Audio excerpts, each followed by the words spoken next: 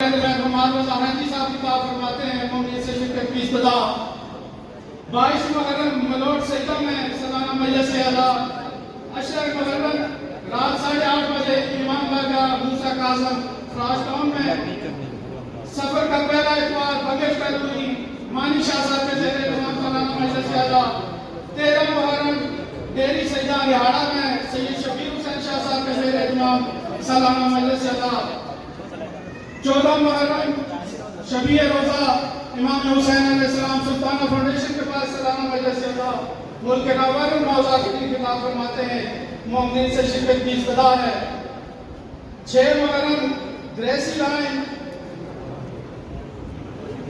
راولپنڈی میں سالانہ مجلس اعلیٰ ملک کے پاکستان کے نوار الموضوعات کی کتاب فرماتے ہیں مومنین سے شرکت بسم اللہ الرحمن الرحیم شاہد اللہ لا الہ الا هو والملائکۃ وأولو العلم قائما بالقسط لا الہ الا هو العزیز الحکیم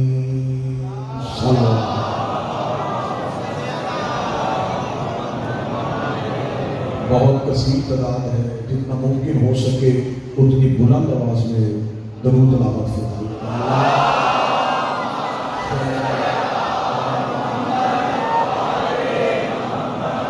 دعا ہے شہزادی عالمیان ذکر حسین ابن علی کو اپنی بارگاہ میں قبول و منظور فرمائے۔ جتنے بھی ہاتھ مانگنے کے لیے آئے ہیں اس باعزت تحدیث سے کوئی بھی خالی ہاتھ واپس نہ جائے۔ شہزادی جو اس ذکر میں بیمار چل کے آیا ہے تو اس ذکر کی عزت کا واسطہ اس ذکر میں اٹھنے سے پہلے انہیں شفا عطا فرمائے۔ جو پریشان حال ہیں ان کی پریشانیاں دور فرمائے۔ جو بے اولاد ہیں سیدہ کی عزت کے صدقے سے میرا مالک نیک کامل خلقت صالح اور حسین کے مادوی نوکر فرزند عطا فرمائے۔ جو بیٹیوں کے نصیب کی وجہ سے پریشان ہیں ان کی بیٹیوں کے نصیب بہتر فرمائے۔ ملک پاکستان کو سالمیت عطا فرمائے۔ افواج پاکستان کو طاقت عطا فرمائے۔ دشمنان مذہب، دشمنان ملت، دشمنان ملک کو نیست و نابود فرمائے۔ وارث زمان کے ظہور میں تاجیل فرمائے۔ دعائیں قبول کروانے کے لیے بلند در صلوات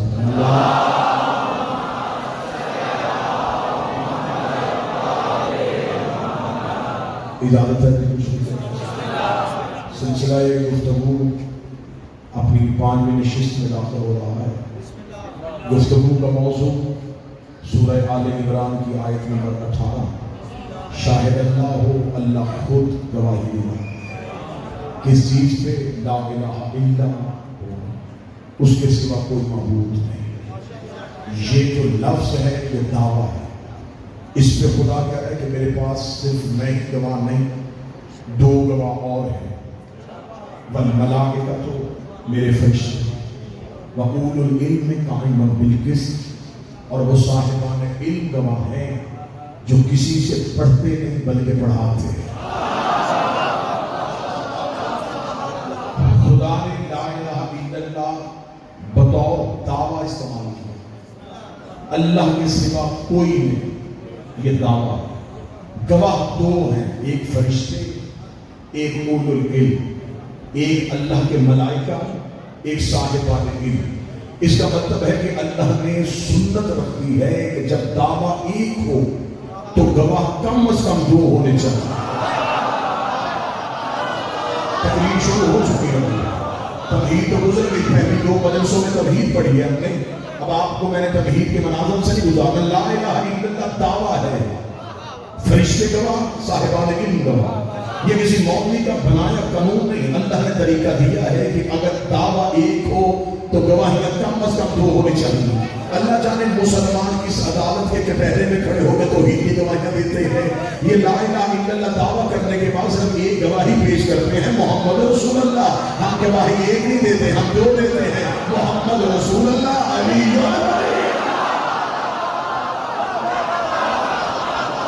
ہمارے ہاں اللہ پہ ایک گواہی نہیں،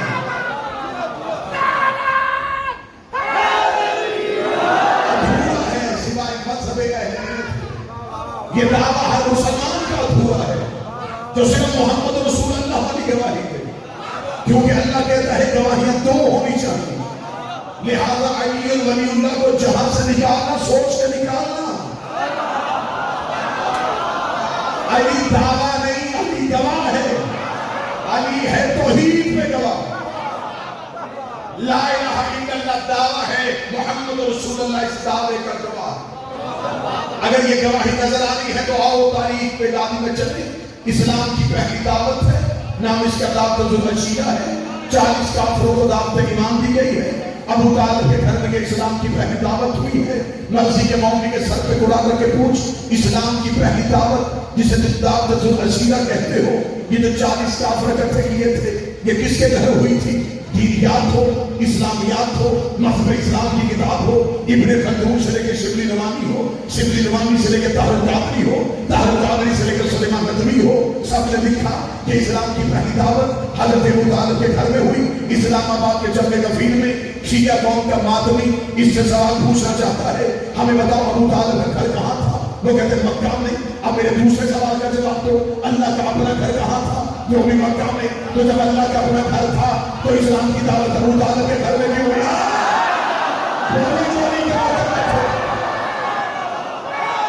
جب اللہ کا اپنا گھر موجود تھا تو اسلام کی پہلی دعوت ابو طالب کی حویلی میں کیوں ہوئی ہے؟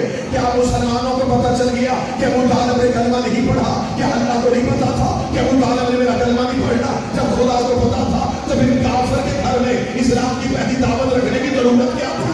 چاہیے تھا اپنی دعوت اپنے گھر میں رکھتا. بات توحید کی تھی، اللہ کے گھر میں ہونی چاہیے تھی. بات رسالت کی تھی، ہونی ابو طالب کے گھر گئی ہوئے. لا الہ کی دعوت ابو طالب کے گھر، محمد رسول اللہ کی دعوت ابو طالب کے گھر.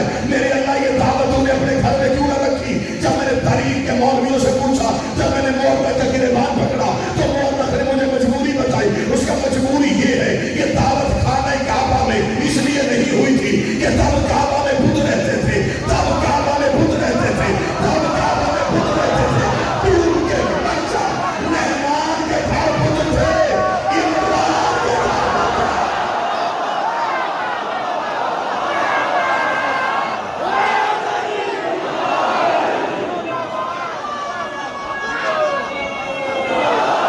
جب اللہ کے اپنے گھر میں بت تھے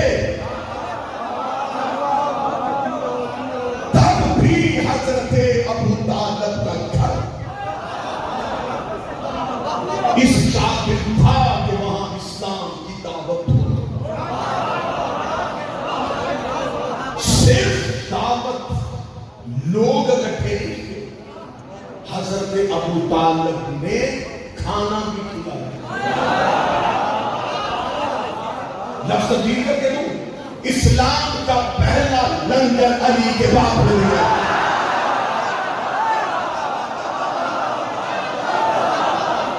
یہ اسلام کا پہلا کھانا.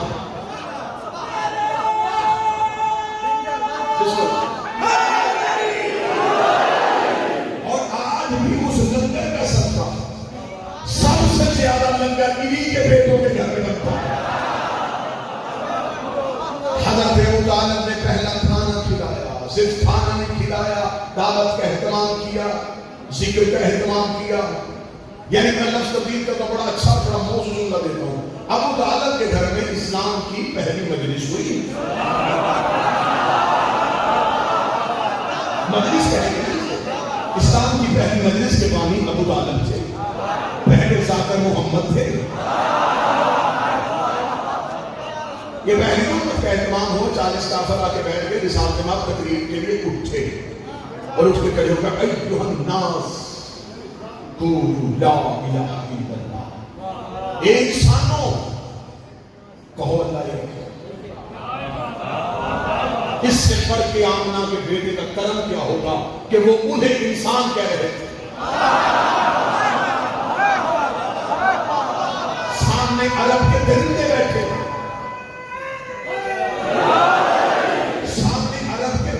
قبیلوں کے سردار بیٹھے اور سرکار رسالت معاف کرے اے انسانوں.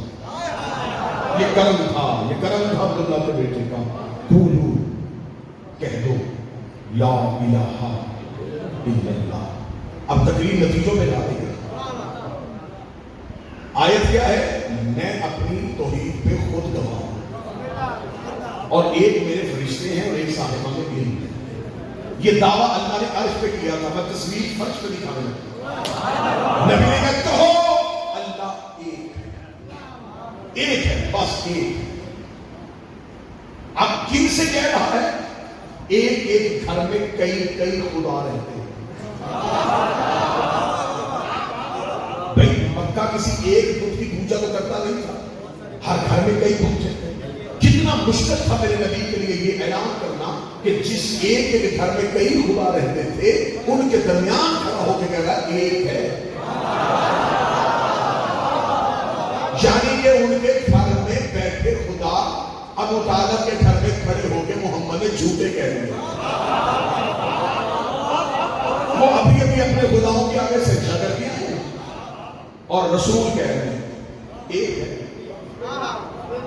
آج ہمیں بندے کہتے تھے آپ کم از کم, مجھے تو بہت زیادہ لوگ یہ مشورہ دیتے ہیں کہ نہیں آپ بس اس طرح کی باتیں بیان کیا کریں, ہمیں ضرورت ہی نہیں ہے کسی کو چھیڑنے کی جب ہمارے اپنوں کے فضائل ختم نہیں ہوتے.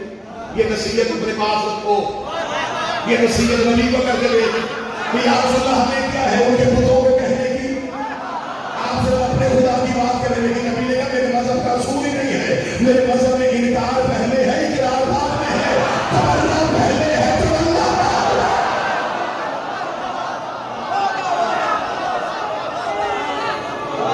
میں رسول سے زیادہ, کیا کائنات کے رسول سے زیادہ بھی کوئی اتحاد کا قائل تھا؟ لیکن یاد رکھنا, میں خود ذمہ داری کے ساتھ یہ لفظ کہہ رہا ہوں, میں اتحاد کا قائل ہوں, انضمام کا قائل نہیں. بڑے لکھے لوگوں سے میں مخاطب, اتحاد ہونا چاہیے. قوموں میں اتحاد ہوتا ہے, نظریات میں اتحاد ہوتا ہے, مذہبوں میں اتحاد ہوتا ہے, انضمام نہیں ہوتا. اتحاد ہوتا ہے عقیدے میں رہ کے.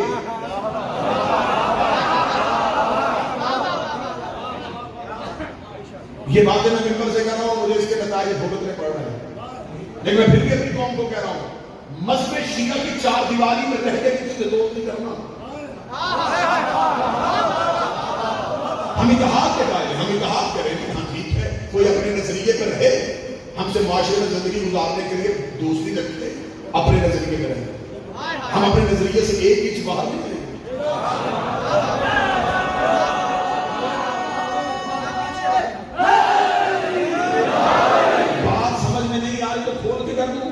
ہم کسی بندے سے تعلق بہتر کرنے کے لیے کسی جھوٹے کو سچا نہیں کہہ سکتے.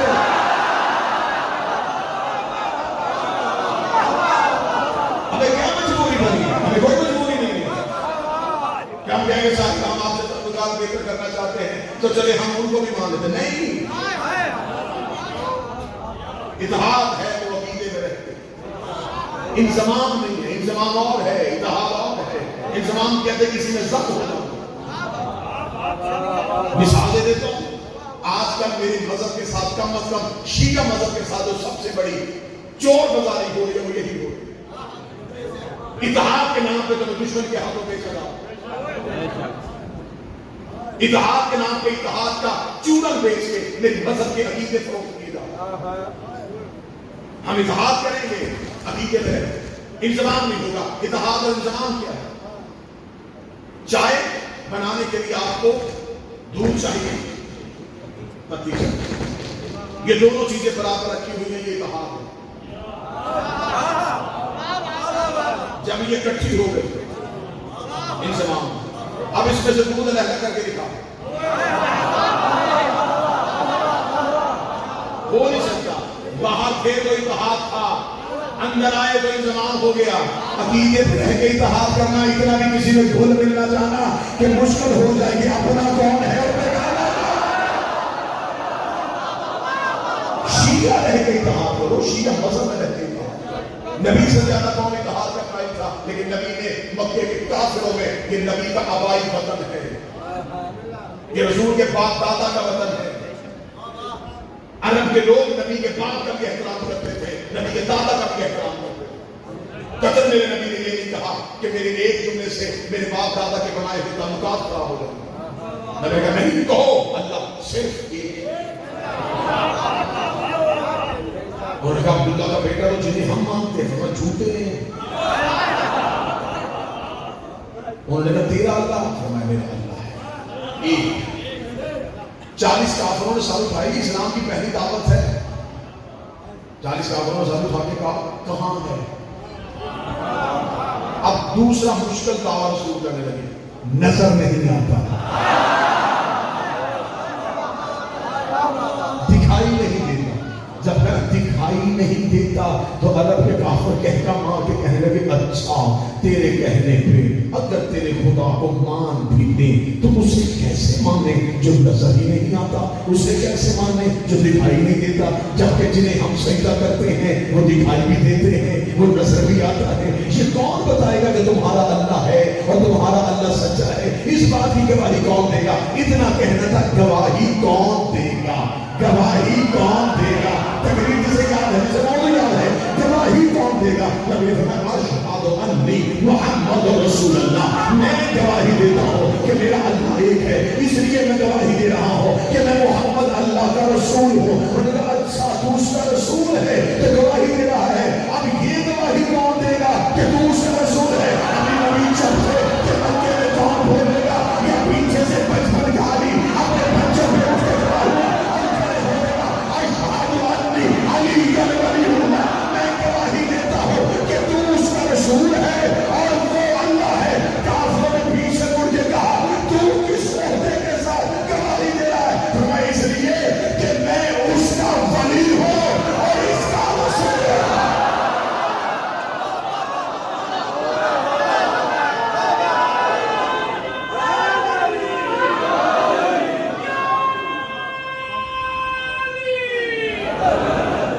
کیا کہا تھا؟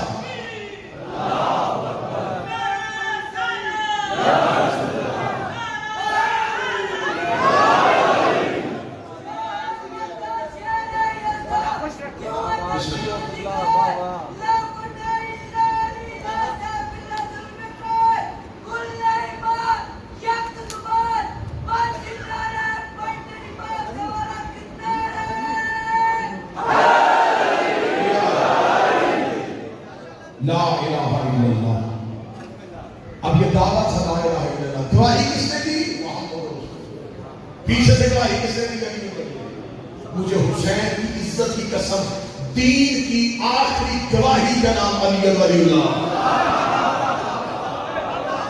اگر وہ گواہی نہ دیتا تو اسے رسول کوئی نہیں مان رہا تھا، اسے اللہ کوئی نہیں مان رہا تھا۔ علی نے کہا میں گواہی دیتا ہوں یہ اس کا رسول ہے، وہ اللہ ہے، وہ اللہ ہے، یہ اس کا رسول ہے۔ اب اسلام آباد مجھے بھول کے بتائے 90 پوری دنیا میں جتنے مسلمانوں کی اکثریت ہے وہ کروڑوں میں ہے، یہ 90 کروڑ مسلمان کلمہ کیا پڑھتے ہیں؟ لا الہ الا اللہ محمد رسول اللہ۔ ہم شیعہ کلمہ کیا پڑھتے ہیں؟ علی ولی اللہ، علی ولی اللہ۔ یہ پہلی بار لا الہ الا اللہ محمد رسول اللہ میرے علی نے کہا تھا، اور پہلی بار علی ولی اللہ میرے نبی نے کہا تھا۔ اس کا مطلب محمد رسول اللہ کا کلمہ پڑھنا علی کی سنت ہے اور علی ولی اللہ پڑھنا نبی کی سنت۔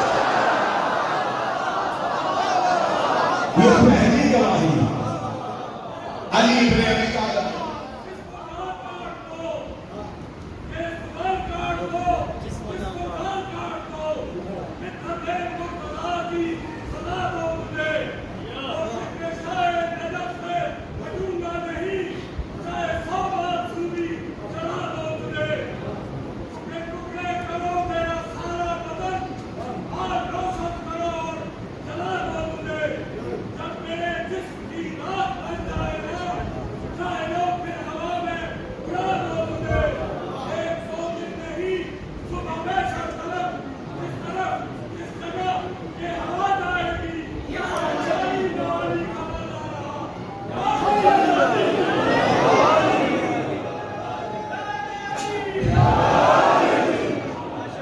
لا الہ الا اللہ دعویٰ ہے، محمد رسول اللہ اس کی گواہی ہے، علی ولی اللہ اس کی گواہی ہے۔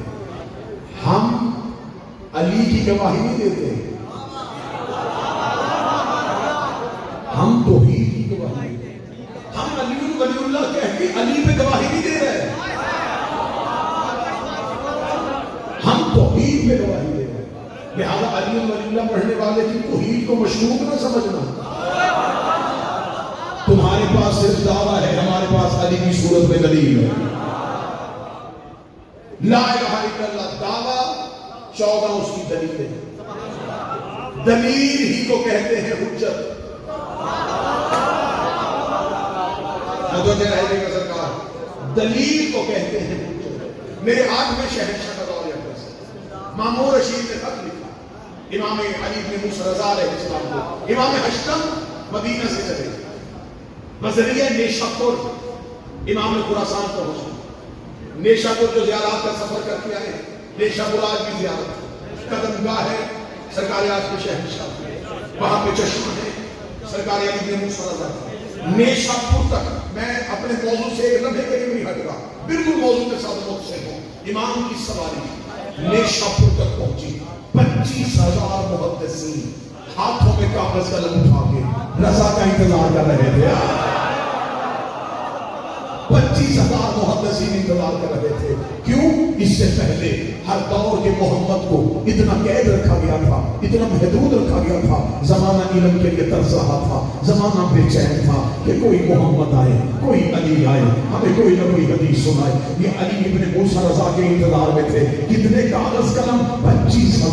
25,000 محدثین کی تعداد اہل سنت نے بھی لکھی ہے۔ 25,000 محدثین علی ابن موسیٰ رضا کا انتظار کر رہے تھے۔ امام کی سواری پڑ رہی تھی، امام کی سواری کی ڈل اڑ رہی تھی، یہ 25,000 محدثین کے چہرے پڑ رہی تھی، لیکن یہ پھر بھی پیچھے پیچھے دوڑ رہے تھے۔ دوڑ کے کہہ رہے تھے محمد کا بیٹا کچھ لکھوا، علی کا بیٹا کچھ لکھوا، علی کا بیٹا کچھ لکھوا۔ نیشاپور کے قریب آگے امام رضا کی سواری رک گئی۔ امام نے اپنی سواری کے محمل کا پردہ ہٹایا، جب دیکھا 25,000 کاغذ قلم ہاتھوں میں تڑپ رہا تھا، 25,000 کاغذ قلم ہاتھوں پہ تڑپ رہا تھا۔ امام کے چہرے میں مسکراہٹ آئی۔ امام نے منہ مدینے کی طرف کیا، کہا نانا مبارک ہو، تو نے ایک مانگا تھا، انہوں نے نہیں دیا تھا، آج 25,000 تو نے ایک کاغذ قلم مانگا، انہوں نے انکار کر دیا۔ یہ دیکھ 25,000 کاغذ قلم رضا کے پیچھے آ گئے۔ امام نے محمد کا پردہ اٹھا دیا، امام نے اپنا سر مبارک محمد سے باہر نکالا۔ 25,000 محدثین نے محمد کی زیارت کی، علی کی زیارت کی، حسن کی زیارت کی، حسین کی زیارت کی۔ رضا کی زیارت نہیں ہو رہی، یہ رضا کی نہیں، یہ نبی۔ 25,000 محدثین کی آواز ہے، اے فرزند رسول، اے فرزند علی و بطول، ہمیں کوئی حدیث لکھوا۔ اب یہ وقت نہیں ہے، اب امام کے لیے ممبر نہیں سجا ہوا کہ امام خطبہ دیتے سفر میں اور ایک حدیث پڑھنے، صرف ایک۔ اب امام نے ایک حدیث میں پوری تاریخ بنتی، آج کے دن یہ حدیث سماعت فرمائیے، امام نے ایک حدیث میں پوری تاریخ بنتی۔ امام سواری سے باہر نکلے، امام نے کہا کیا سننا چاہتے ہیں؟ انہوں نے کہا ایک حدیث لکھوا، بس ایک لکھوا، بس ایک لکھوا۔ امام نے کہا لکھو کلمہ لا الہ الا اللہ، اس سے موضوع یاد ہے، لا الہ الا اللہ دعویٰ ہے، یہ اس کی گواہ ہے۔ اب دعویٰ امام نے پہلے دعویٰ پڑھا، امام نے کہا سنو لا الہ الا اللہ، اس سے اب امام نے یہ حدیث نقل کس طرح کی؟ ہمارے ہاں جب ہم مذہبی کتابیں پڑھتے ہیں تو ایک علم پایا جاتا ہے جسے کہتے ہیں علم الرجال۔ علم الرجال ایک باقاعدہ علم ہے جس میں ہم حدیث کے راوی کو پرکھتے ہیں کہ جس نے یہ حدیث روایت کی ہے یہ کون ہے، کس کا بیٹا ہے، کب مسلمان ہوا تھا، کتنی حدیثیں نقل کی ہیں، کتنا سچا ہے۔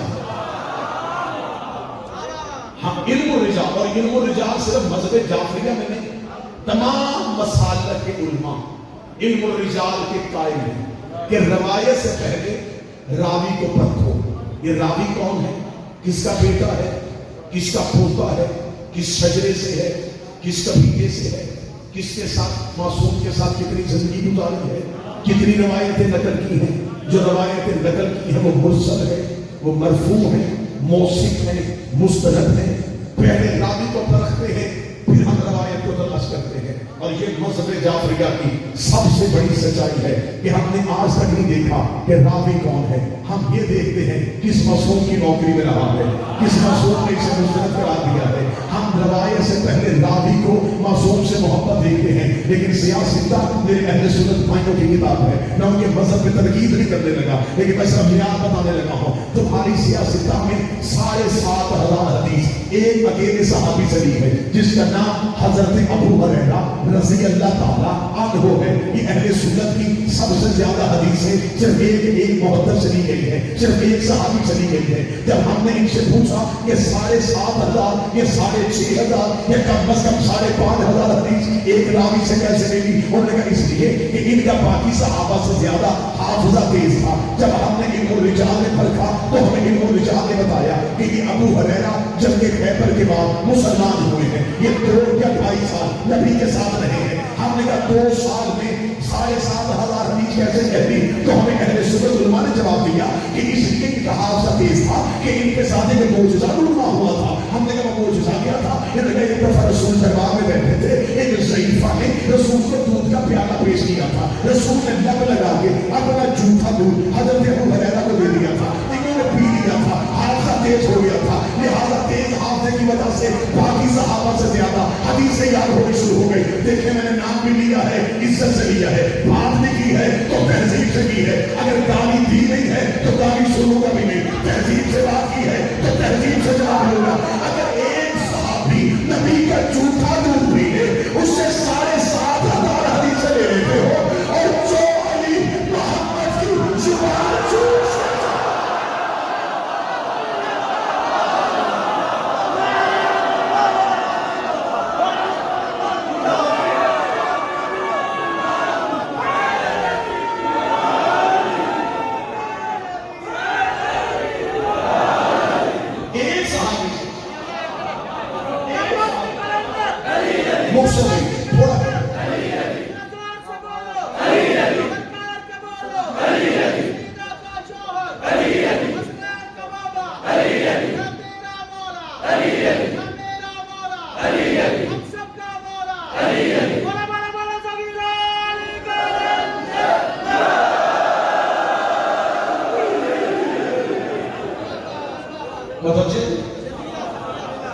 जो जूठा दूध पी ले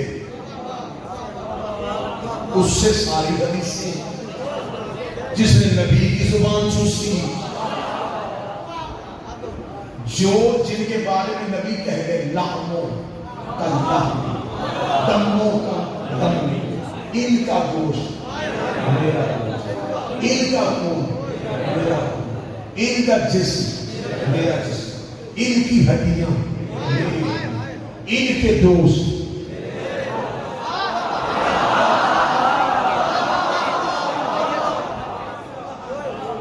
चले इस्लामाबाद में साथ बैठे तो मैं इस हदीस का एक राज बोलता हूं। रसूल ने ये कहा इनका खून मेरा खून, ये क्यों नहीं कहा मेरा खून इनका खून? तो गरीब बैठे हुए तो जहमत हो रहा, जो बाहर बैठे हुए तो मजबूरी है कि वो मेरी आंख के दायरे में नहीं, जो गरीब बैठे हो तो मेरे हिसाब में होना।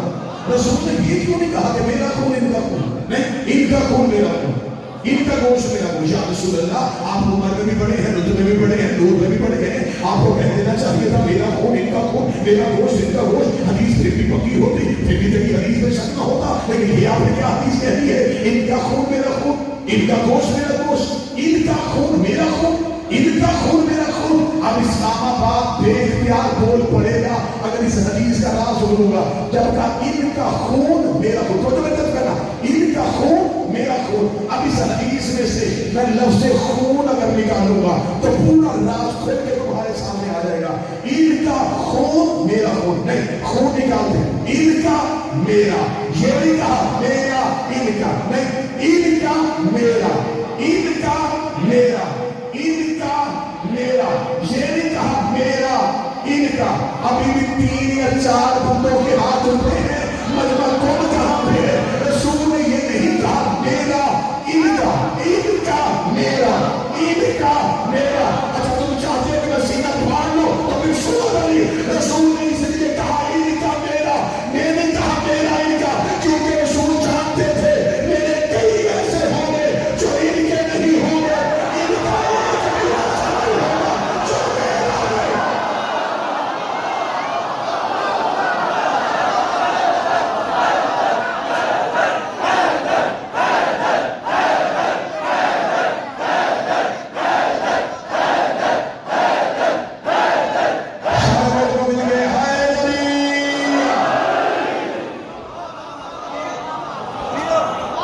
ایک کام میرا،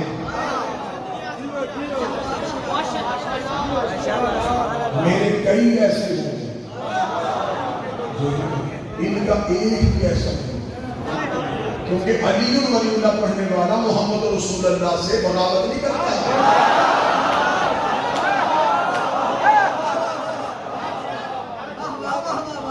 اللہ نے کہا کہ روحیں بیمار ہوتی ہیں، جیسے بدن ہے نا جسم کو بیماریاں لگتی ہیں، خدا کے روحیں بھی بیمار ہوتی ہیں۔ روح کو 3 طرح کی بیماریاں لگتی ہیں، شرک، کفر، نفاق۔ یہ شرک روح کو بیمار کرتا ہے، یا کفر یا نفاق۔ اللہ نے علاج میں 3 رکھے، لا الہ الا اللہ پڑھو شرک ختم، محمد رسول اللہ پڑھو کفر ختم، علی ولی اللہ پڑھو منافقت ختم۔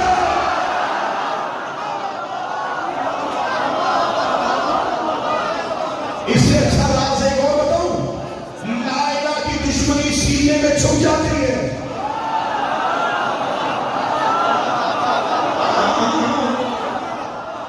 اللہ نے یہ بھی کہا کہ میرا منکر منافق ہے نہیں، میرا مشرک ہے، محمد کا دشمن کافر ہے، علی کا کافر نہیں،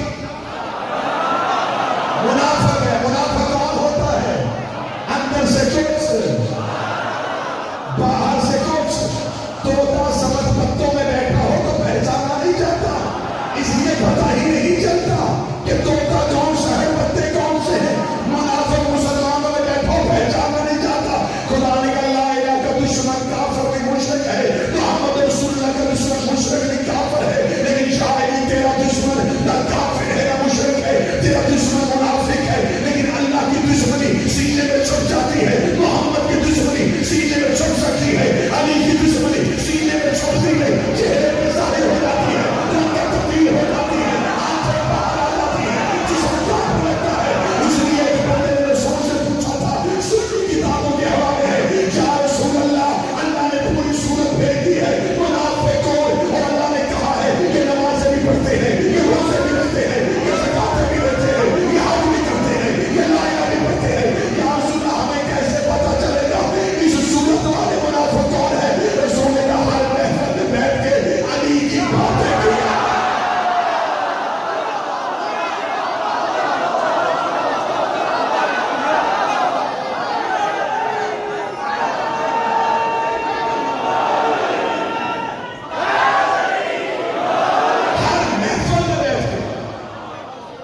میرے علی کا تذکرہ ہو،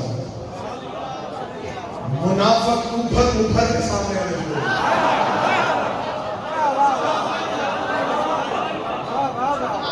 کیسی تکلیف ہے، ڈی این اے ٹیسٹ بہت بعد میں بنا ہے،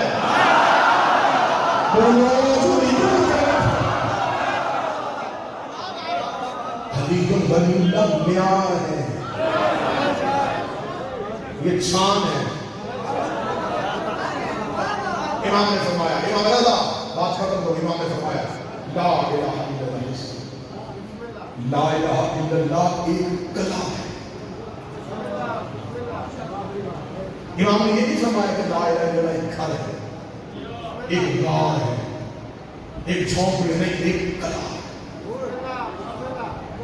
حکمت دیکھنا، حکمت۔ اور میں مولا حسین کی عزت کی قسم کھا کے کہتا ہوں کہ اتنی معتبر حدیث ہے کہ امام نے اس حدیث کو پڑھنے سے پہلے حدیث کے راویوں کا شجرہ پڑھا تھا۔ ابھی کر رہا تھا علم الرجال کی بات، میزان الاعتدال ایک بہت بڑی کتاب ہے جس میں راوی پڑھتے ہیں۔ امام نے راوی بتائے کہ اس حدیث کا راوی کون ہے، ذرا راوی سننا، پھر سوچنا کہ اس راویوں میں شک کون کر سکتے ہیں۔ امام نے حدیث پڑھنے سے کہا میں نے سنا ہے اپنے باپ موسی کے قاسم سے، انہوں نے سنا ہے اپنے باپ جعفر صادق سے، انہوں نے سنا ہے اپنے باپ محمد باقر سے، محمد باقر نے سنا ہے علی زین العابدین سے، علی زین العابدین نے سنا ہے حسین سے، حسین نے سنا ہے حسن سے، حسن نے سنا ہے علی سے، علی نے سنا ہے محمد سے، محمد نے سنا ہے جبریل سے، جبریل نے سنا ہے خدا سے۔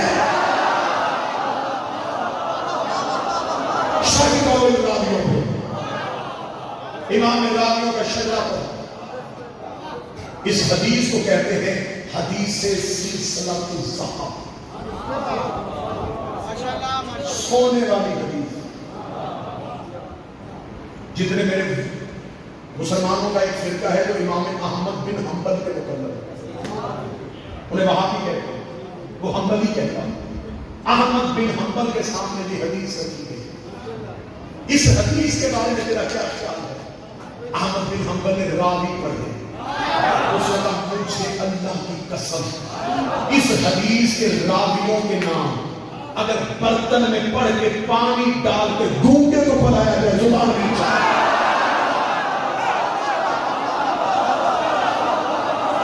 یہ احمد بن حنبل کا قول، اہل سنت کے احمد بن حنبل کا قول. اب یہ دیکھیں کہ ہماری کتنی، اس سے بڑھ کے ہم کتنے مسکین لوگ ہیں، اپنے اماموں کے فرمان بھی سناتے ہیں،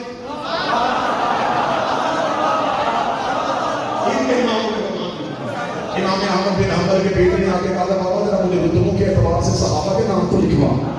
اس نے لکھا، بیٹا سامنے بیٹھ کے لکھنا شروع ہو گیا. اس نے پہلے 3 خلیفہ کے نام لکھوائے، علی کا نام چھوڑ کے 10 نام اور لکھوا دیے. جب 13 صحابہ کے نام ہوئے، بیٹے نے کاغذ قلم زمین میں پھینک کے کہا بابا اتنی دشمنی ہے تجھے علی سے، میں ہر نام کے بعد سوچ اب علی کا نام آئے گا، اب علی کا نام آئے گا، اب علی کا نام 13 نام لکھوا دیا، علی کا نام نہیں لکھوایا.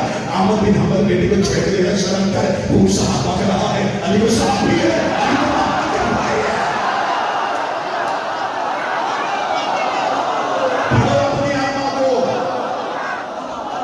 اماموں کو پڑھو، احمد بن حنبل کو پڑھو، امام شافعی کو پڑھو.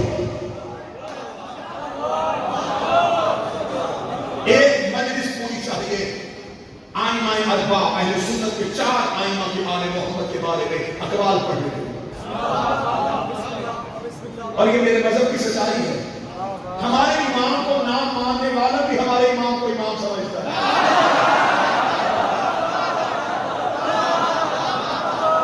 بڑا بڑی نکتہ تھا، پتہ نہیں کس کا نکتہ تھا، بڑا لطیف نکتہ تھا. ہمارے امام کو نہ ماننے والا بھی ہمارے امام کو امام سمجھتا. اچھا یہ کتنی بڑی علمی یقینی ہے، اپنے بھی مانے گا نہیں. امام ایک بناؤ. امام شافعی سے پوچھا، امام شافعی سے اس کے ماننے والے نے پوچھا شافعی کیا کہتا ہے تو علی کے بارے میں. شافعی کا قول سنا، شافعی کا قول. ہم نہیں دیکھتے کون کیا ہے، ہم دیکھتے کیا ہے. شافعی اہل سنت کا امام ہے، لیکن اس کے جملے پہ یہ شیعہ ذات کر اپنی زندگی قربان کرو. امام شافعی کہتے ہیں ماتا شافعی لیس یدری یعنی ربہ اللہ. شافعی مر گیا مگر پتہ ہی نہیں چلا اسے اللہ کہنا ہے یا اسے اللہ.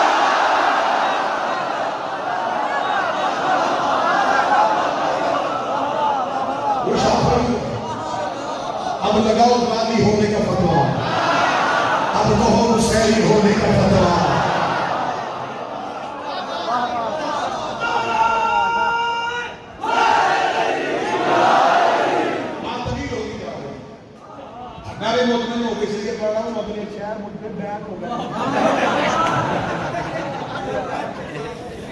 آپ پڑھنے کا کوئی نہ کوئی صلہ تو ملتا ہے.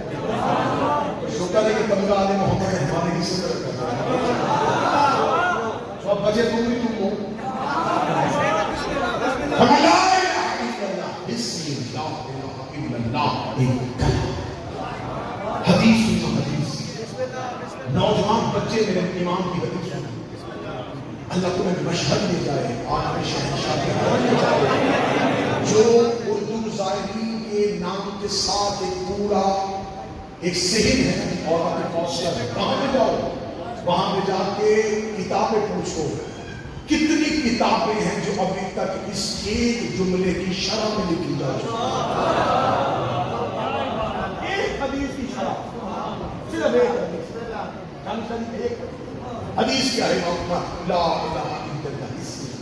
لا الہ الا اللہ کلا ہے، گھر میں کہا، غار میں کلا، کلا کیوں کہا؟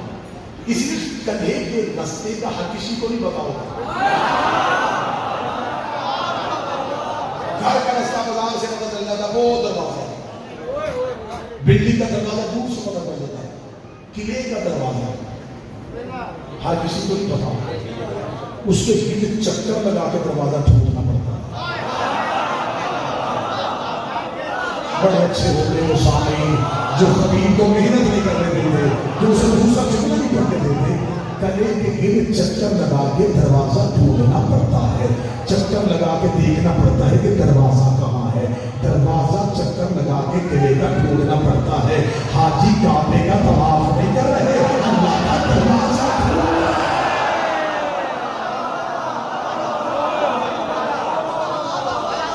اس لیے تو استاد قمر چراغی نے کہا تھا مسلمانوں پہ حج فرض عیان ہے. جو اہل زبان میں تھے استاد کا شعر سنیے گا, مسلمانوں پہ حج فرض عیان ہے. طواف کعبہ میں ایک راز نہیں, حرم کے گرد ڈھونڈتے پھر رہے ہیں بتوں کا توڑنے والا.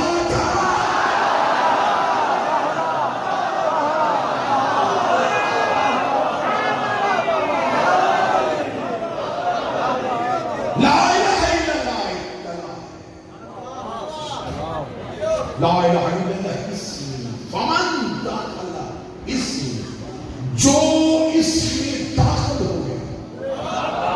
حدیث پڑھو امام کی, آمنا من عذابی, وہ اللہ کے عذاب سے بچ گیا. یہ حدیث اتنی پڑھنے کے بعد امام نے محمد کا پردہ گرا, سواری چلنی شروع ہو گئی, محدثوں کے ہاتھوں سے قلم چوٹ گئے, دل دھڑکنے بند ہو گئے. امام نے کہا لا الہ الا اللہ, جو اس میں داخل ہو گیا وہ اللہ کے عذاب سے بچ گیا. لیکن یہ بتایا نہیں کہ داخل کیسے ہو گیا, کلا بتا دیا, وجہ بتا دی کہ جو داخل ہو گیا وہ بچ گیا. حدیث سننا, میں اس میں کوئی خطابت نہیں ڈالوں گا, کوئی لفظ نہیں ڈالوں گا. میرا امام رضا بول رہا ہے, میرا شہنشاہ بول رہا ہے, امام نے لا الہ الا اللہ ہے جو اس میں داخل ہو گیا وہ اللہ کے عذاب سے بچ گیا. 25,000 محدثین کی لکھتے نکلی, فرزند رسول تجھے اپنے دادا کا واسطہ, تجھے اپنے بابا کا واسطہ, ہمیں بتا دو دے اس گلے میں داخل کیسے ہو گئے. زیادہ نمازیں پڑھیں, زیادہ روزے رکھیں, زیادہ اللہ کی راہ میں زکات دیں, زیادہ اللہ کے گھر کا حج کریں, زیادہ زہد, زیادہ عبادت, زیادہ تقویٰ, زیادہ پرہیزگاری, بتا کیسے داخل ہو گئے. امام نے پھر ہماری خبر اٹھائے, فرمایا شروع دیا اس میں داخل ہونے کی کوئی شرط نہیں ہے. مجھے کہا کوئی ایک بتا دے, فرمایا انا بھی شروع دیا, اور میں سے ایک ہے. ہم اللہ کی شرط ہے. بالکل بات نتیجے میں آ گئی, اس میں نتیجہ نکال, نتیجہ آنے لگا. امام نے فرمایا ہم اللہ کی شرط ہے, ہم اللہ کی شرط ہے, ہم اللہ کی شرط ہے. جو علی گڑھ ولی اللہ پڑھتے ہو, شیعہ گھر میں پیدا ہوئے ہو, شیعہ ماں نے تمہیں اپنی گود میں پالا ہے, تمہارے کان میں علی گڑھ ولی اللہ کی آزادی ہے. آج اس حسین کے مادری سے یہ نتیجہ لے کے جانا, آج کے بعد کسی سے بحث نہ کرنا کہ علی واجب ہے, علی مستحب ہے, علی واجب ہے. علی واجب نہیں, علی اللہ کی شرط ہے.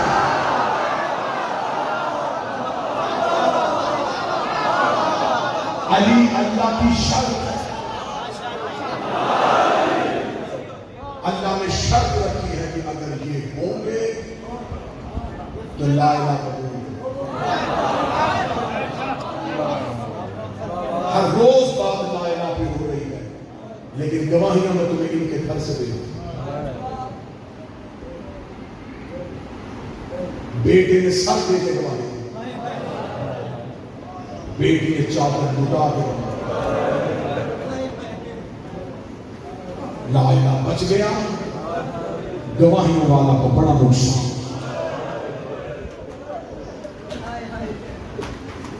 جو کربلا میں مارے گئے انہیں کیا کہتے ہیں؟ شہید. شہید عربی زبان میں کہتے ہیں گواہ. حسین کربلا میں خاندان لے کے جا رہا, اللہ کی گواہیاں لے کے. حسین کے پاس کوئی 6 مہینے کی گواہی تھی, وہ 13 سال کی گواہی تھی. کوئی 18 سال کی گواہی تھی، کوئی 32 سال کی گواہی تھی۔ جب کربلا میں شب رشور حسین نے گواہیاں اکٹھی کرنی شروع کی تو بہن کہ میری گواہیاں تیار ہیں۔ بیوی لوگ کہتی اپنی گواہیاں تو لے لی، بہن کی گواہی نہیں دے گا۔ فرمایا تو کو شام میں جا کے گواہی دے گی۔ فرمایا کربلا میں میرا کوئی حصہ ہے، میں کربلا میں بھی گواہی دوں گی۔ حسین نے کہا تو مستور ہے، کیسے گواہی دے گی؟ زینب اپنے حجرے میں گئی، اپنے بیٹوں کے ہاتھ پکڑے، حسین کے سامنے کہا میرے مون و محمد میری طرف سے گواہی۔ آج ہے بیوی کے بیٹوں کی شہادت، جو بزرگ بیٹھے ہیں وہ گواہی دیں گے۔ قدیم علماء کرام کا یہ طریق رہا ہے، وہ 5 محرم کو شہادت یوم محمد پڑھتے ہیں۔ ہمارے ممبر کی ایک تہذیب ہے، ہم سب سے پہلے عالیہ کے بیٹوں کی شہادت وجہ میں اپنی زبان سے قبلہ عزت زیدی صاحب کراچی میں مجلس پڑھ رہے تھے، شام میں وہی زیدی صاحب کے ایک جملے میں مجلس ختم ہو گئی، ایک جملے میں مجلس تمام ہو گئی، اور حقیقتاً مجلس تمام ہو گئی۔ اس کے بعد نہ کسی نے زیدی صاحب کو سنا، اس مجلس میں نہ زیدی صاحب سے پڑھا گیا۔ زیدی صاحب شام میں وہی پڑھنے کے لیے ممبر پہ آئے۔ زیدی صاحب نے کہا میں حسین کا ذاکر اور سید زمان مجلس میں پڑھنے آیا، سیکڑوں سے نصیحت کرتے ہیں۔ زیدی صاحب نے یہ کہہ کے کہا مجمع میں جتنے سیکڑ بیٹھے میں تمہیں نصیحت کرتا ہوں، سارا سال اپنے آپ کو نقوی کہوایا کرو، رضوی کہوایا کرو، بخاری کہوایا کرو، جعفری کہوایا کرو، عابدی کہوایا کرو، کاظمی کہوایا کرو، تقوی کہوایا کرو، لیکن شام غریبان زین بھی کہوایا کرو۔ شام غریبان رو کے کہا کرو ہم زینب کے بیٹے ہیں، ہم زینب کے بیٹے ہیں، ہم زینب کے بیٹے ہیں، کیونکہ کربلا میں کسی کی نسل قتل نہیں ہوئی، کربلا میں زینب کی نسل قتل ہو۔ آج پوری دنیا میں ہر کسی کی اولاد ہے، کوئی سید زین بھی نہیں، پوری دنیا میں تمہیں جعفری، کاظمی، رضوی، نقوی، تقوی ملیں گے، زینبی سید کوئی نہیں۔ لہذا آج کے بعد کوئی شیعہ یہ نہ کہے کہ بی بی زینب نے کربلا میں 2 بیٹے دیے، 2 کا مطلب ہے زینب نے کربلا میں نسل قتل کرنا ہے۔ اس نے صرف 2 بیٹے نہیں دیے، اس نے اپنی پوری نسل دی، گھر سے لے کے نہیں چلی تھی، گھر سے اور محمد ساتھ نہیں آئے تھے۔ علی کی بیٹی جب 28 ہے، جب 2 اونٹوں پہ سامان رکھا گیا، بی بی کہتی ہے حسین میں تیرے ساتھ چلوں گی۔ فرمایا عالیہ عبداللہ سے اجازت ضرور مانو، شریعت پہ عمل ہم نہیں کریں گے تو کون کرے گا؟ عالیہ حسین کے گھر سے اٹھی، جناب عبداللہ کے گھر گئی۔ عبداللہ ابن جعفر طیار بستر بیماری پہ تھے۔ علی کی بیٹی آ کے زمین پہ بیٹھ گئی، زمین پہ بیٹھ کے زمین پہ لکیریں کھینچنی شروع۔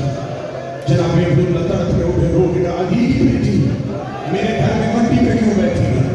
رو کے کہتی ہے بستر پہ بیٹھنے کا وقت گزر گیا، حسین تیار ہو گیا، عبداللہ حسین تیار ہو گیا ہے۔ عبداللہ تو میرا شرعی حاکم ہے، تو میرا شوہر ہے، لیکن عبداللہ میں تیرے گھر آ کے تجھے صرف اتنا بتانے آئی ہوں، اگر تم نے اجازت نہ دی زینب رک تو جائے گی، لیکن ادھر سے حسین کا گھوڑا نکلے گا، ادھر سے زینب کا جنازہ نکلے گا۔ عبداللہ طرف کے رو کے کہتی علی کی بیٹی تو آج 28 رجب کو مجھ سے اجازت مانگنے آئی ہے۔ جب میں بارات لے کے تیرے گھر گیا تھا، نکاح پڑھنے سے پہلے علی میرا ہاتھ پکڑ کے گھر کے کونے پہ لے کے گئے تھے اور جا کے کہا تھا عبداللہ تو میرے بھائی کا بیٹا ہے، آج میری زینب تیرے گھر جا رہی ہے۔ باپ کو بیٹیوں کے مقدر کی بڑی فکر ہوتی ہے، مجھے پتا ہے میری زینب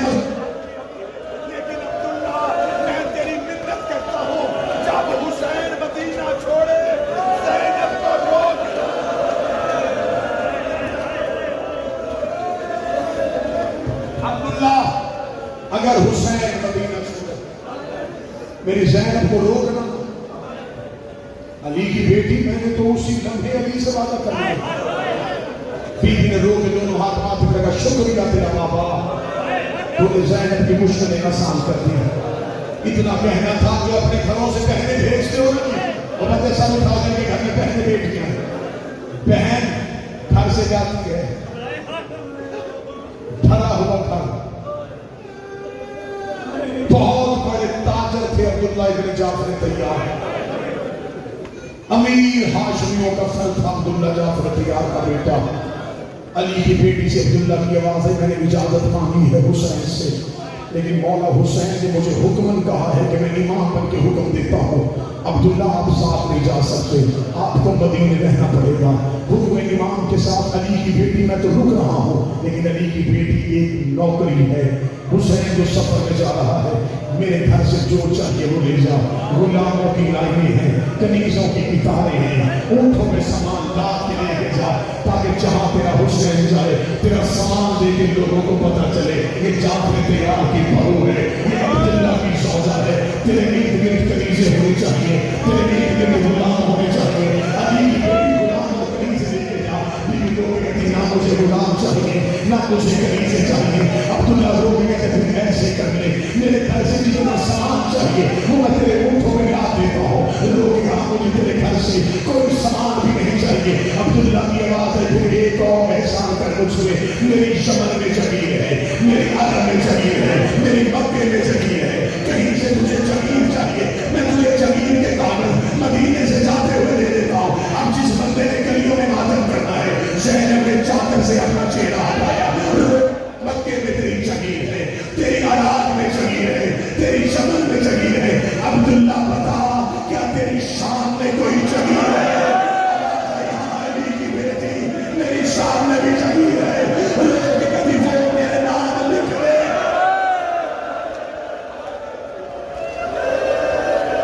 علی کی بیٹی شام کی جگیر میرے نام لکھ. حوصلے کے ساتھ بھرا گھر چلا میں عبداللہ کا. بیوی مٹی سے اٹھی, علی کی بیٹی حجرے کے اندر گئی. تھوڑی دیر بعد باہر آئی, عبداللہ نے تڑپ کے دیکھا, آواز آئی, عالیہ میں نے منت کی تھی میرے گھر سے سامان لے کے جا. بیوی نے اپنی چادر کے نیچے سے ایک گٹھڑی نکالی, گٹھڑی سے ایک چادر نکال کر عبداللہ کما رہنا, تیرے بھرے گھر سے ایک چادر لے کے جا رہی ہوں, بس دعا کرنا زینب کی یہ چادر بچ جائے. حوصلہ حوصلہ حوصلہ, ابھی تو میری شہادت شروع نہیں ہوئی. مدینہ سے علی کی بیٹی نکل پڑی, اور محمد ساتھ نہیں. جب مدینہ سے کافی دور چلے گئے, یکدم پیچھے سے حسین کے لشکر کے پیچھے سے ایک آواز آ رہی تھی, کوئی حسین کو روکے, کوئی فرزند رسول کو روکے. یہ آواز حسین ابن علی کے کان میں گئی, عباس, جی مولا. عباس نے دیکھیے پیچھے کون آ رہا ہے. عباس نے اپنا گھوڑا بنایا. تھوڑی دیر بعد عباس واپس ہے, حسین کی بات ہے کہ عباس کون ہے. عباس کہتا مولا سرکار عبداللہ آ رہے ہیں, عبداللہ ابن جعفر طیار ہے, اپنے گھوڑے کی پشت کے ساتھ اپنے آپ کو یوں لپیٹا ہوا ہے, بیماری کی حالت میں آ گئے ہیں. حسین بڑا حیا کرتے تھے عبداللہ ابن جعفر طیار کا. حسین جلدی سے گھوڑے کی زین سے اترے, تیز قدموں کے ساتھ دوڑے, عبداللہ کی سواری کے نظام میں ہاتھ ڈالا. عبداللہ بھائی آپ ہی وہاں گئے, میں نے کہا تھا پیچھے نہ آئیے گا. فرمایا حسین رسول کا بیٹا, مجھے آپ سے کوئی کلام نہیں کرنا, مجھے بتائیے علی کی بیٹی کہاں ہے. فرمایا وہ سامنے مقبل میں ہے. فضا کی آواز آ رہی ہے, عبداللہ آ رہے ہیں. لیکن لوگ کہتے ہیں عباس سے پوچھ, مجھے روک کے تو نہیں آ رہے, مجھے جناب عبداللہ کریم آئے. بیوی عالیہ رو کہتی ہے عبداللہ کہیں واپس لینے کے ارادے سے تو نہیں آئے. فرمایا علی کی بیٹی واپس لینے کے ارادے سے نہیں آیا. عبداللہ پھر پیچھے آنے کی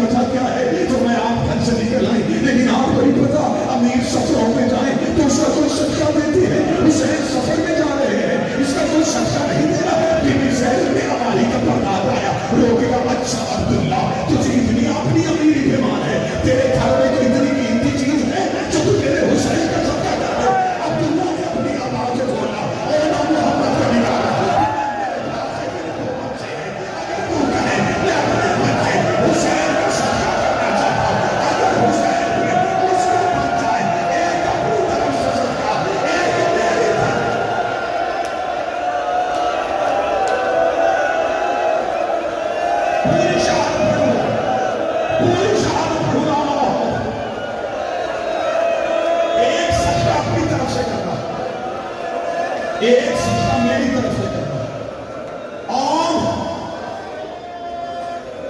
تیری طرف سے سجدہ محمد، میری طرف سے سجدہ۔ علی کی بیٹی نے دونوں ہاتھ ماتھے پر، فرمایا جعفر تیار کا بیٹا، تیری عزت کو چلا، تو نے زینب کا سر فخر سے اونچا کر دیا، میرے بیٹے حسین کا سجدہ ہوگا۔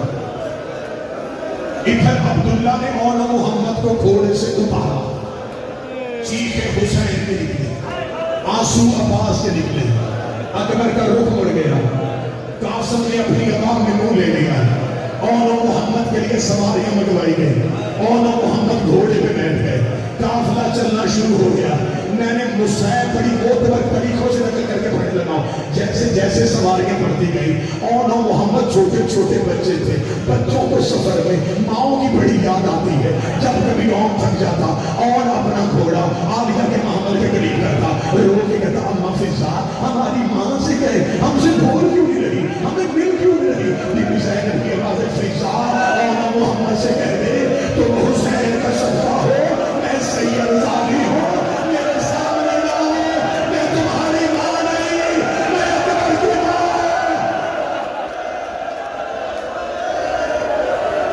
میں اکبر کی ماں، میرے سامنے نہ ہو، تم صدقہ ہو، میں سید زادی ہوں، میرے سامنے نہ ہو۔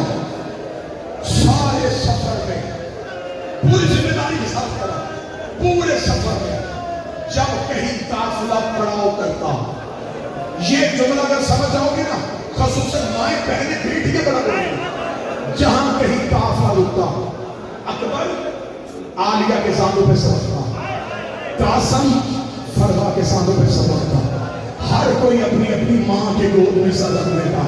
اونو محمد فضا کے سانوں کے سر رکھے کہتے اللہ فضا ہماری ماں، اکبر کی ماں۔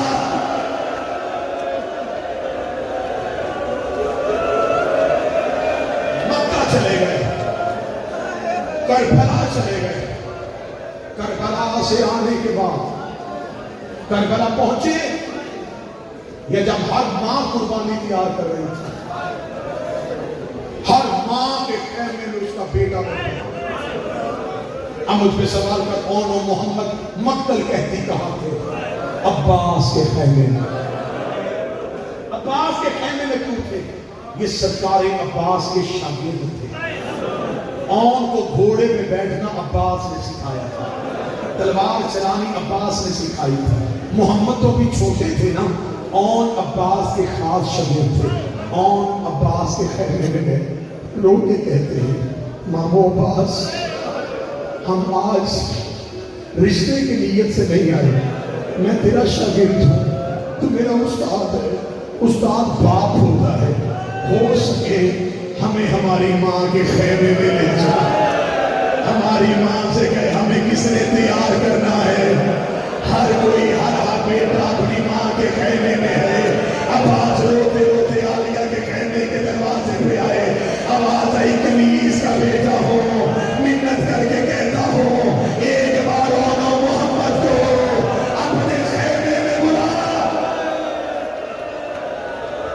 علی کی بیٹی کی آواز ہے، عباس کبھی نہ بلاتا، اگر سفارش تو نہ کرتا، بھیج اونو محمد کو میرے خیمے میں۔ اونو محمد ماں کے خیمے میں آئے، حالت کیا ہے؟ دیواروں پر ٹکرے مارو گے۔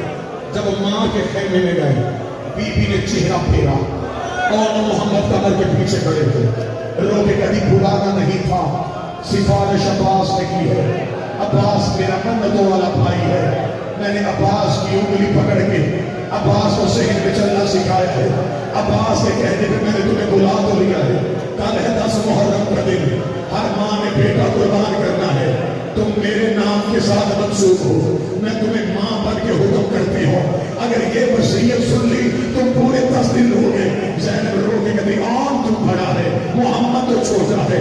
اور ایک بات کا خیال رکھنا, ہر کسی کا لاشا کربلا میں گرے, تیرا لاشا کربلا میں نہیں گرنا چاہیے. یہ اکبر کی جگیر ہے, تو حسین کا صدقہ ہے. اتنا کہنا تھا اتر گیا, روک گیا, میرا وعدہ ہو گیا. ہر کوئی کربلا میں گرے گا, میں کربلا سے باہر. آج بھی کربلا جا کے دیکھو, گیارہ میر کربلا سے باہر.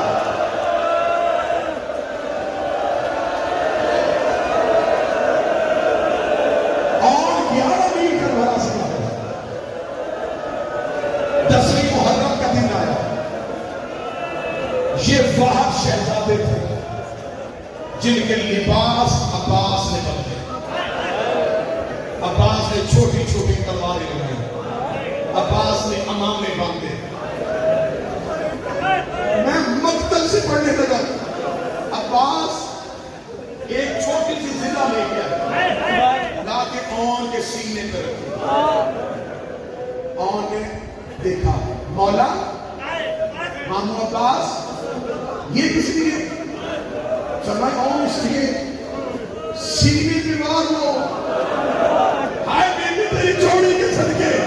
اور ذرا زمین پہ پھینک کے کہتا ہے اکبر کو پرچی لگ جائے, میں سینہ چھپا.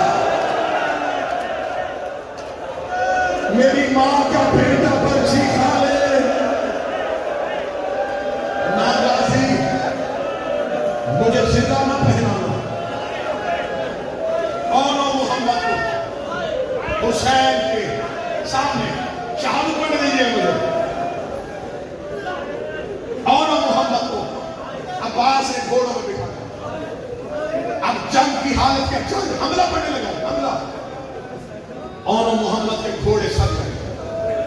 عباس مقتل میں کھڑے ہیں, حسین ٹیلے میں بیٹھے, فضا دروازے پہ کھڑی ہے, زینب مسلح میں بیٹھی. عباس نے اون کے کان میں حملے کا طریقہ سکھایا, محمد کو بچنے کا طریقہ سکھایا. یہ کہہ کے عباس نے دونوں کے ہاتھ پکڑے, دونوں کے ہاتھ چوم کے آنکھوں کے ساتھ لگا کے کہا اللہ کے حوالے. اتنا کہنا تھا, اون نے محمد کا چہرہ دیکھا, دیکھ کے کہنے لگا محمد ایک بات کا خیال رکھنا, ہم نجیب الطرفین سید ہیں, ہمارا نانا حیدر کرار ہے, ہمارا دادا جعفر تیار ہے. ہم نے حملہ ایسے کرنا ہے فوجوں کو پتہ چل جائے یہ جعفر تیار کے پوتے ہیں, یہ حیدر کرار کے نواسے ہیں. اللہ اکبر کہہ کے اور لاکھوں کی فوج میں دوڑا. اور کا اتنا زبردست حملہ تھا, فوجیں فرات کے کنارے پہ گئی. غازی کی آوازیں مرحبا مرحبا, ایسے لڑتے ہیں زینب کے بیٹے, ایسے لڑتے ہیں جعفر تیار کے پوتے. رکھ میرے سر پہ قرآن. اتنا بڑا حملہ کیا اور نے کہ عمر ابن سعد کے خیمے کے اندر اور کا گھوڑا چلا گیا. خیمے میں جا کے نیزہ مار کے کہتا ہے تو نے حسین کو غریب سمجھا, تو نے کیا سمجھا ہے, حسین اکیلا ہے, ابھی زینب کے بیٹے زندہ ہے, تجھ میں جرأت ہے حسین سے پایا.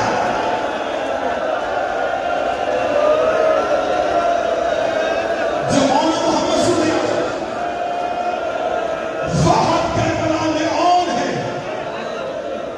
جس کا گھوڑا عمر ابن سعد کے خیمے کے اندر گیا, خیمے میں جا کے نیزہ مارا.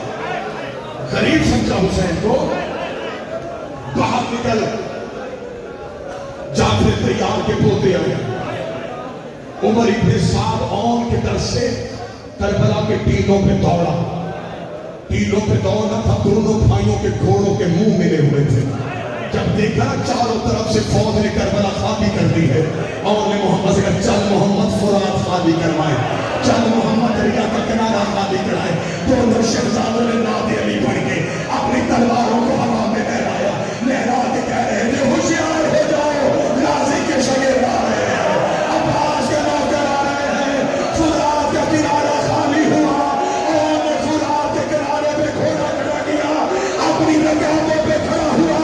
ایک بار دروازے پہ آ, دیکھ تیرے بیٹے نے فرات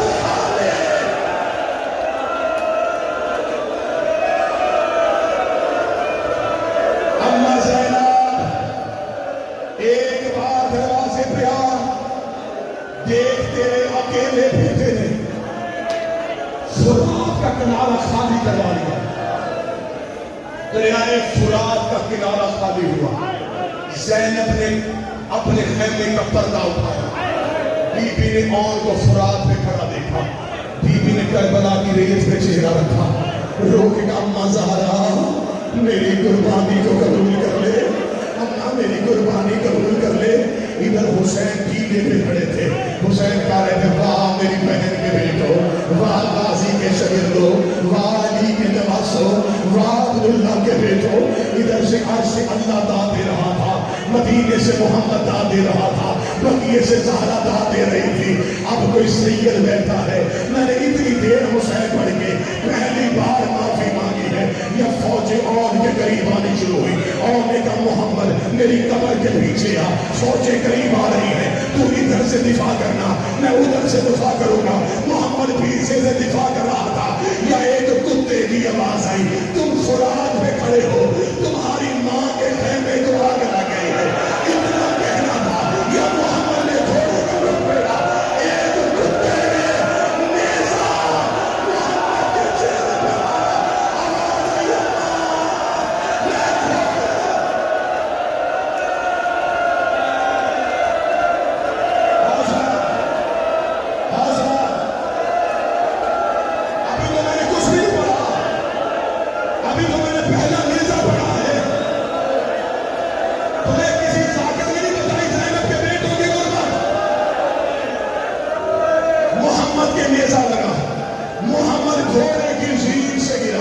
آواز آئی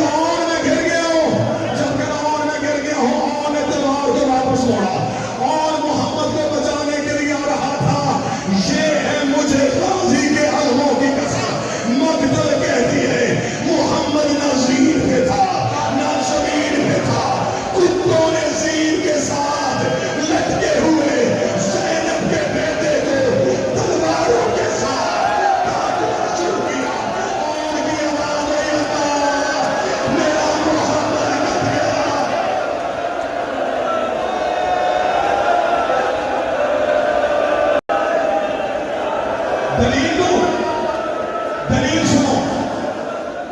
جو ظاہر بیٹھو کربلا کے ایک بار ہاتھ کھڑے کرو. جو کربلا جا چکے ہو, اتنے ظاہر بیٹھے ہو گواہی دو. کربلا میں اون کا حرم ہے, محمد کا ہے. بولو اون کا حرم ہے, محمد کا نہیں. آج 5 محرم مجھ سے سوال کر, اگر اون کی قبر بن گئی تو محمد کی قبر کہاں ہے؟ اب اگر تم برداشت کرے تیرے سینے میں گوشت ہے تو میں پڑھوں. اور کا لاشا مل گیا تھا, محمد حسین نے چادر میں اکٹھا کیا. آواز آئی زینب تیری قربانی قبول.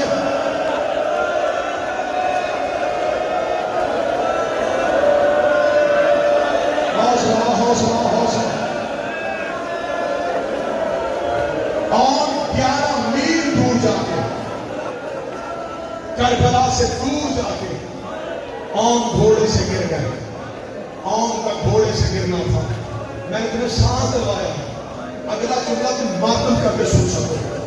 ہر لاش میں جب بھی آواز آتی تھی نا میں گر گیا, حسین عباس کو نہیں بھیجتے تھے. حسین نے روک نازل, لاشاں میں اٹھاؤں گا, امام میں ہوں, امتحان میرا ہے. اکبر حسین نے اٹھایا, قاسم حسین نے اٹھایا, غازی حسین نے اٹھایا. اب اگر تم ماتم کا حق ادا کر سکے میں جملہ پڑھو. اور محمد کو اٹھانے کوئی نہیں گیا. اب مجھ سے پوچھ کیوں نہیں گیا؟ ادھر حسین ٹیلے سے اور کی لاش کی طرف دوڑے. زینب کی آواز ہے اللہ فیضا, حسین کو تھوڑی دیر میرے خیمے میں بلا. حسین زینب کے خیمے میں آئے. آواز ہے حسین کہاں جا رہے ہیں؟ تو میں تیرے بیٹوں کی لاشیں اٹھانے. روکتی میرے سامنے زمین میں بیٹھ, میں تیرا چہرہ دیکھوں, جہاں پڑے ہیں پڑے رہنے